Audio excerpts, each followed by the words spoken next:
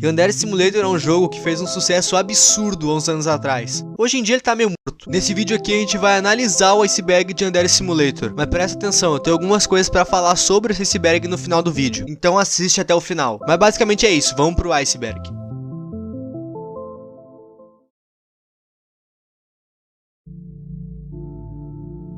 Yandere Simulator foi banido na Twitch em 2016. A Twitch baniu o jogo sem dar um motivo exato. E nisso o Yandere Dev, que é como é chamado o criador do jogo, foi tirar satisfação com a própria Twitch. Basicamente uma galera começou a denunciar o jogo em massa, justamente para ele ser banido. E eles conseguiram o banimento do jogo. Dentre várias coisas que poderiam ser customizáveis no jogo, o Yandere Dev resolveu deixar os players mudarem a calcinha da nossa personagem. No início de cada dia a gente pode trocar a calcinha dela na cômoda que tem no quarto dela. E a calcinha não muda só esteticamente, ela também dá alguns benefícios na gameplay. Dependendo da calcinha, nosso personagem ganha reputação bônus em certas ações, ou ele pode matar outros alunos com mais facilidade. A calcinha é um tênis no jogo, dependendo de qual tu tá, tu consegue fazer as coisas mais rápidas. O Pose Mode é o provável mod mais famoso de Yandere Simulator. Pelo que eu vi pesquisando, nele tu pode modificar o game em vários aspectos, desde criar tua própria personagem no game e modificar as cutscenes dele. Tem mais coisas também que envolvem códigos e tal, só que eu não entendo nada, então eu vou evitar explicar para não explicar nada errado. Existem algumas fitas que podem ser encontradas no porão da casa da nossa personagem. Atualmente, o jogador só consegue achar duas, e nessas fitas dá pra ouvir o diálogo de uma mulher falando com alguns meninos que aparentemente ela sequestrou e trouxe pro porão da casa dela. E essa mulher que a gente ouve é ninguém mais ninguém menos que a mãe da nossa personagem. Que da hora. O criador do game diz que quando for lançar, vai ter mais fitas no jogo, uma pra cada pessoa que o player levar pro porão. Bom, esse tópico é sobre os acessórios que existem no jogo, e realmente são muitos. E a maioria se foca em coisas estéticas como chapéus, por exemplo, mas não tem nada demais. Life Note é um mangá e um easter egg muito bom dentro do jogo. Basicamente existe um mangá no universo de Yandere Simulator, inclusive tem até um pôster sobre no quarto da nossa personagem. Pelo que eu vi, o mangá tem 5 capítulos, só que eu não vou me aprofundar no mangá, eu vou me aprofundar no easter egg que ele traz pro jogo. É óbvio que Life Note é uma referência a Death Note. Fazendo algumas coisas, o jogador consegue habilitar a personagem principal do mangá para ela ser jogável. E além dela ser jogável, o Life Note vem pro inventário do jogador. E nele tu consegue fazer o que tu faria no Death Note. Tu pode escrever qualquer nome dos alunos, escolher a forma da morte e a hora. E o mais incrível é que se tu for ver, o que tu pediu que aconteça no caderno, de fato acontece no jogo.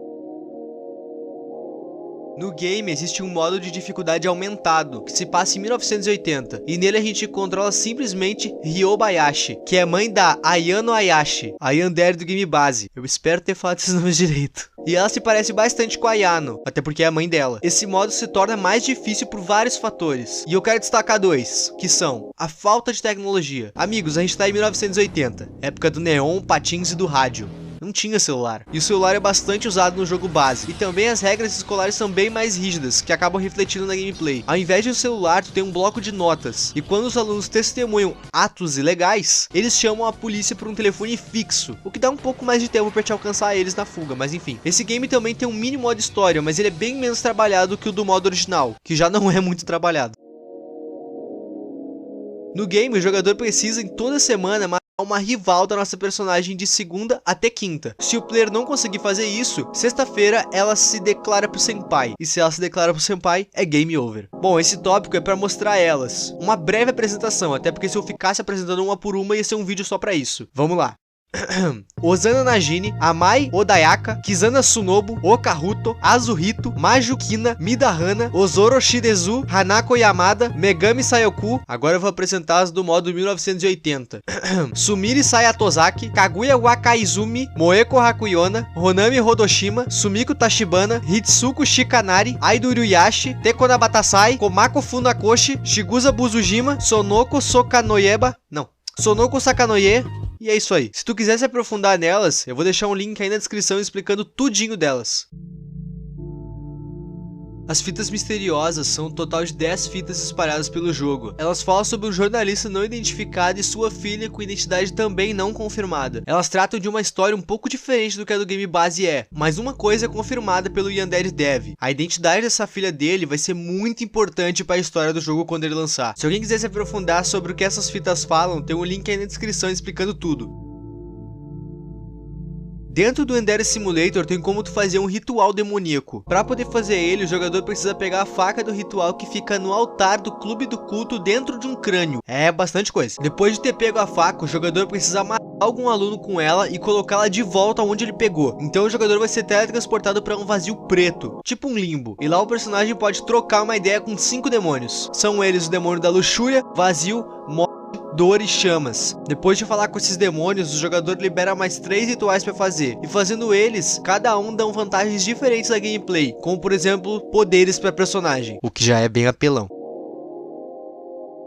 Como a fanbase espera demais por esse jogo, e ele tá há bastante tempo em desenvolvimento, alguns times pequenos, e alguns já até mesmo uma pessoa, fizeram o Yandere Simulator mais rápido e melhor que o Yandere Dev. O provável mais famoso é o Love Letter. E sim, isso não é Yandere Simulator, é um remake.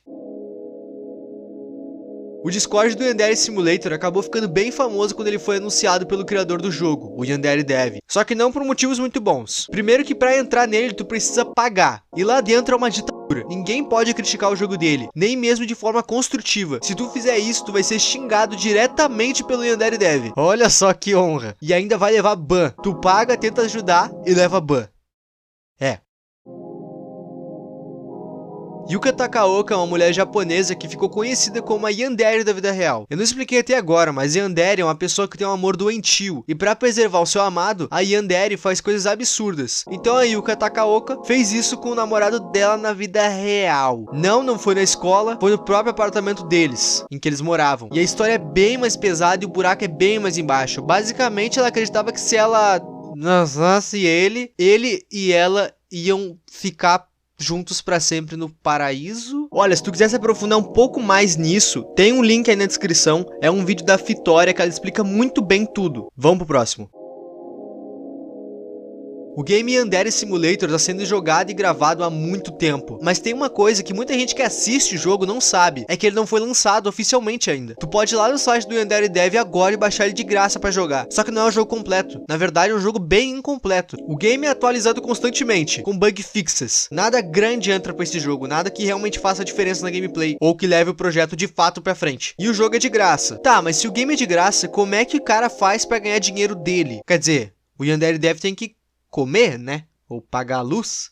Ou internet? A resposta é Patreon. Patreon é tipo seja membro do YouTube, que tu assina e ajuda o criador. Que nem o Nathan fez, tamo junto, Nathan, é nóis, tu é o cara. E tu dá suporte ao criador. Dá uma graninha, tá ligado? Ele botou algumas metas no Patreon dele. A primeira é que se ele ganhasse 1.000 por mês no Patreon dele, ele pararia de fazer os freelance dele e focaria 100% no Yandere Simulator. A segunda meta dele era que se ele recebesse mais de 1.000, ele ia estar 100% no jogo. Mas o objetivo dele era 1.000 mensal. Depois disso, ele colocou mais uma meta, que 3.500 era o salário dele com o Yandere Simulator. Pulou de 1.000 para 3.500 bem rápido. Ele disse que qualquer outro valor acima desses 3.000 vai pro jogo. E bom, ele só lança atualizações de jogo que são bug fixes. Eu fui no site dele conferir e só tem bug fixes mesmo. E além de não agregar nada ao jogo, recebendo uma bolada da galera, ele ainda comprou uma boneca inflável pra si. Eu espero de verdade que essa boneca aí agregue no jogo final. Na verdade agregou, eu tava lendo aqui, eu descobri que ele construiu ela dentro do jogo.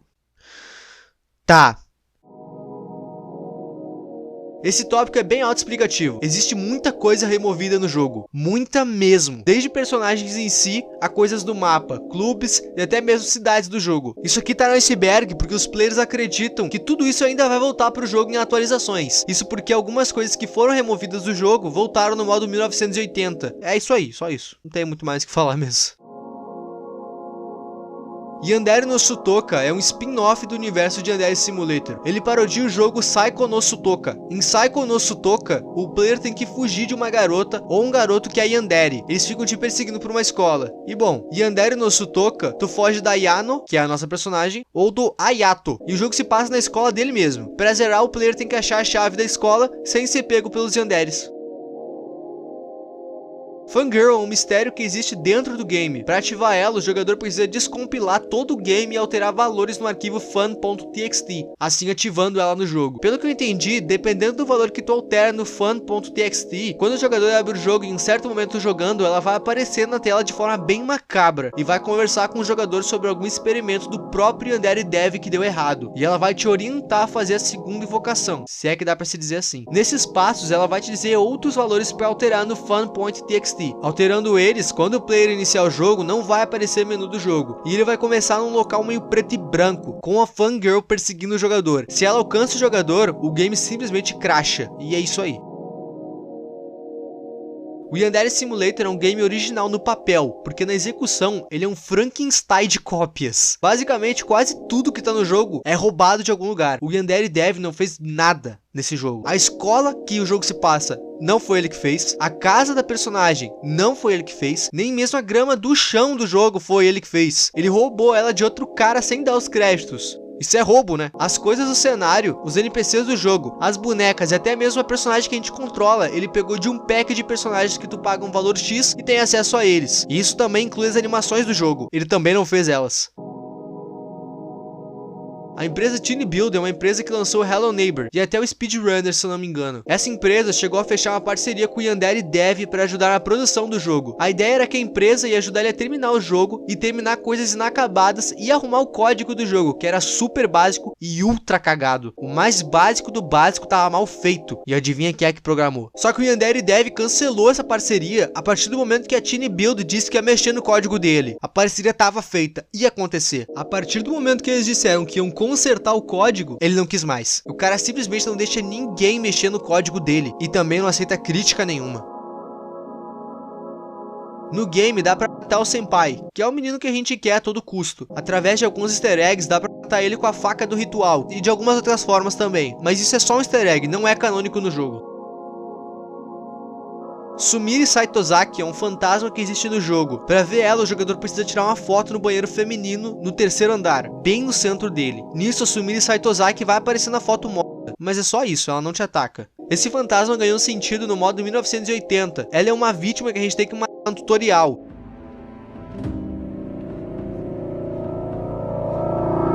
You can't have him.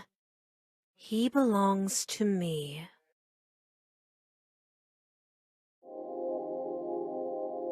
Uma das coisas removidas do jogo era um artifício de gameplay, eu acho que dá pra chamar assim. Ele mudaria totalmente o jogo, deixaria ele bem mais pesado. Fora tu matar as outras meninas e meninos do jogo, tu também ia ter a opção de sequestrar pra torturar elas. E eu acho que é bem óbvio o motivo disso ter sido removido, né? Era pesado demais. Tá ligado quando alguém faz subsídio? Então, no Yandere Simulator tem como o player fazer um fake subsídio jogando o personagem de uma escada ou telhado e depois escrevendo uma carta de subsídio como se fosse ele, ou até mesmo induzindo a pessoa a se subsidiar. E isso são métodos de eliminação do game. Ele tá fácil no top 3 dos mais pesados.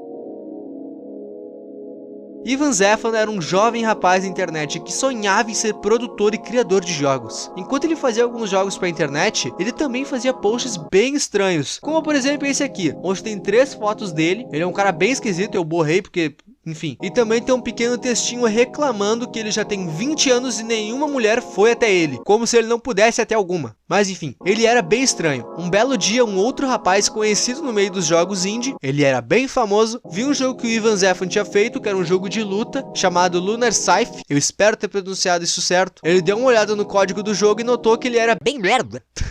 E resolveu dar algumas dicas pro Ivan Zefan. Só que o Ivan Zefan negou totalmente a ajuda e foi bem mal educado com o cara, que só queria ajudar. Entre essas polêmicas e outras, o Ivan Zefan passou a ser odiado pela internet inteira. Bom, alguns anos depois, Ivan Zefan apareceu com um post anônimo sobre uma ideia de um jogo, e o jogo se chamava Yandere Simulator. Quando a galera descobriu que o Yandere Dev era o Ivan Zefan, já era tarde demais. O jogo já era famoso demais para conseguir cancelar o cara. Eles tentaram, mas não conseguiram. Por favor, escuta o que eu tenho pra falar agora, é bastante importante. Normalmente um iceberg serve pra pessoa ter um conhecimento a mais sobre coisas mais obscuras e profundas de tal assunto. Só que no caso do Yandere Simulator, é diferente. Diferente porque o Yandere Simulator não é um jogo completo, então não tem muitos mistérios do jogo em si. E os mistérios, que não são bem mistérios, são focados muito em um personagem que a gente não faz ideia quem seja. Por exemplo, tem um mistério sobre a real identidade de um personagem específico do jogo, que a gente não faz ideia de quem seja esse personagem específico. E pesquisando sobre esse mistério, eu vi que ele não é tão legal a ponto de tu querer entender quem é o personagem pra daí entender o mistério, entendeu? Pelo fato desses personagens secundários não serem muito conhecidos aqui no Brasil, eu preferi não arriscar e colocar eles no vídeo e acabar deixando o vídeo entediante. Por isso eu removi muita coisa. Eu juro pra vocês, tinha tópicos que eram sobre a cor do cabelo beta de um personagem tal. Pra que isso tá no iceberg? Teve muita coisa nesse iceberg que fui eu que adicionei, tanto pra preencher lacunas, quanto pro iceberg não ficar muito pequeno. No mais é isso. Eu espero de verdade que tu tenha gostado desse vídeo. Eu gostei muito de fazer ele, apesar desses problemas que eu tive no meio do caminho, de ter que quase remontar o iceberg. Mas enfim, eu gostei de como ficou e eu espero que tu tenha gostado. O meu nome é Ip e tchau!